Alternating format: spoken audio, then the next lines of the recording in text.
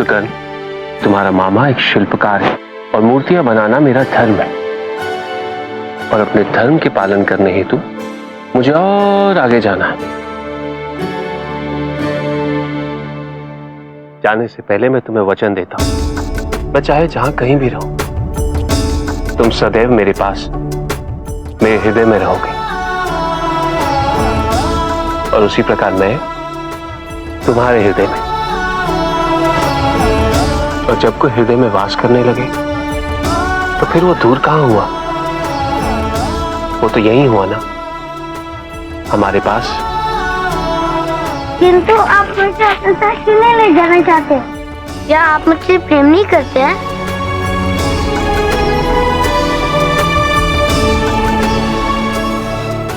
करता हूं, बहुत प्रेम करता हूं, और तुम्हें अपने साथ ले जाना भी चाहता हूं, किंतु तुम्हारी मां की इच्छा के विरुद्ध यदि मैं तुम्हें अपने साथ ले चलूं तो उन्हें दुख नहीं होगा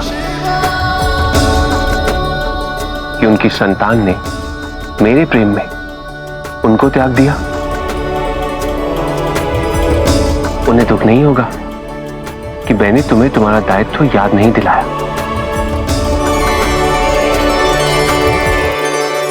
नहीं सुकन, अभी समय नहीं हुआ मेरे साथ चलने का, और वो समय तभी होगा जब तुम अपने कर्तव्य का पूरी तरह निर्वाह कर लोगे। प्रभु, मुझे ज्ञात हो गया कि आप ये इस बालक को नहीं, मेरी बालक बुद्धि को समझा रहे हैं। आप नहीं चाहते कि आपके प्रेम में माता सती पुत्र के दायित्व से भटक जाए।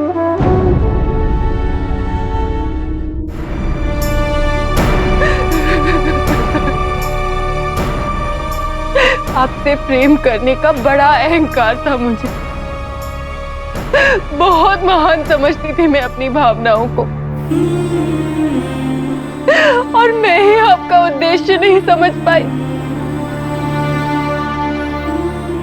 आप मेरी सहायता करते रहे और मैं आपको अपमानित करती रही। आपने ठीक कहा था महादेव, मैं आपके योग्य ही नहीं, योग्य ही नहीं।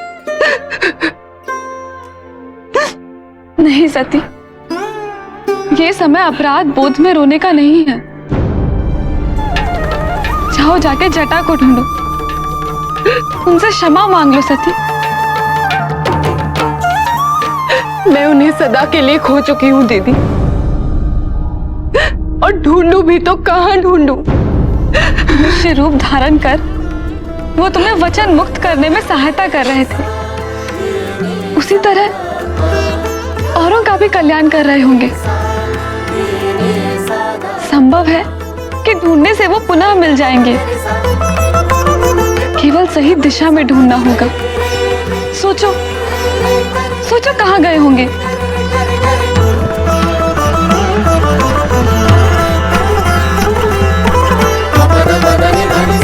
अच्छा, तो ये है मेरी होने वाली मामी। पता है, आज मामा वर्षों बाद हमारे घर आए, परंतु भोजन किए बिना ही चले गए, केवल आपसे मिलने के लिए।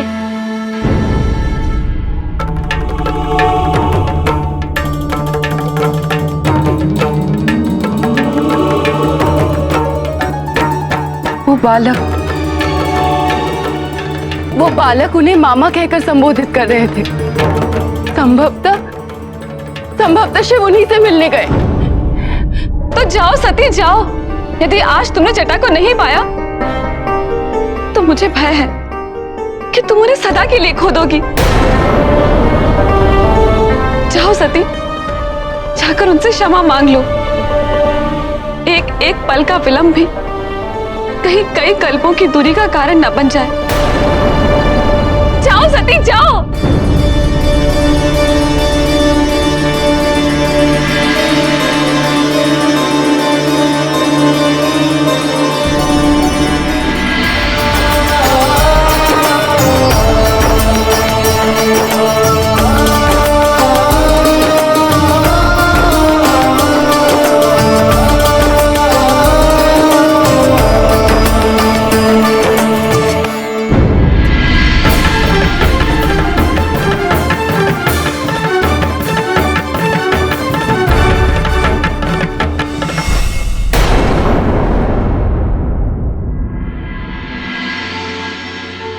तुम्हारा कर्तव्य है अपनी मां के साथ रहकर उनकी सेवा करना। यदि तुम मेरे साथ चले गए तो उनका ध्यान कौन रखेगा? एक तुम ही तो हो उनके सपनों को साकार करने वाले, एक तुम ही तो हो उनके जीवन का आसरा। हो ना सुकर? मुझे वचन दो सुकर, तुम सदैव अपनी मां की सेवा करोगे।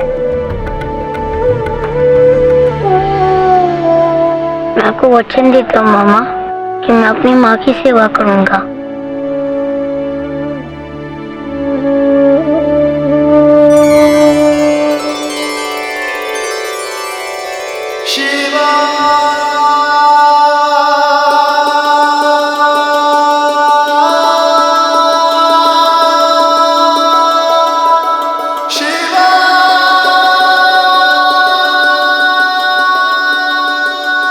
सेवक, सुकर्ण को उसके निवास स्थान तक छोड़कर आओ।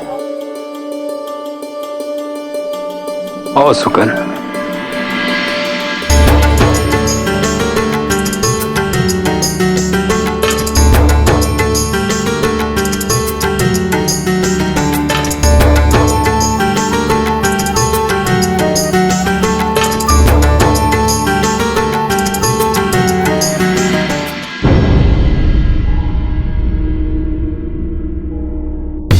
आप सभी को ज्ञात होगा कि मैंने सभी से सती के विवाह की प्रार्थना की थी, परंतु सभी ने मेरे इस प्रस्ताव को ठुकरा दिया। इसलिए मैं प्रजापति के अधिकारों का उपयोग करते हुए इस संसार के सभी योग्य युवकों को यह आदेश देता हूं कि वो सती के स्वयंवर में भाग लेंगे, और जो भी मेरे आदेश की अवहेलना करेगा या मेरे आदेश का उल्लंघन करेगा, वो मेरे दंड का अधिकारी।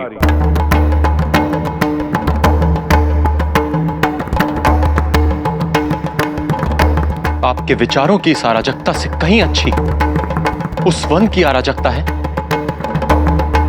जहां कम से कम शिष्टाचार, आचरण और नियम का स्वांग तो नहीं रचाया जाता, जहां सभ्य होने का ढोंग तो नहीं किया जाता। अत्रि! सत्य सुनने में बहुत कठोर लगता है ना प्रजापति, किंतु किसी को भी इच्छा विरुद्ध विवाह के लिए विवश करना अन्याय है। समझ सकता हूं मैं। शिव के प्रति आपका प्रेम और मेरे लिए आपका विरोध समझ सकता हूं, क्योंकि मैंने ही आपके पुत्र चंद्रमा को क्षय होने का श्राप दिया था।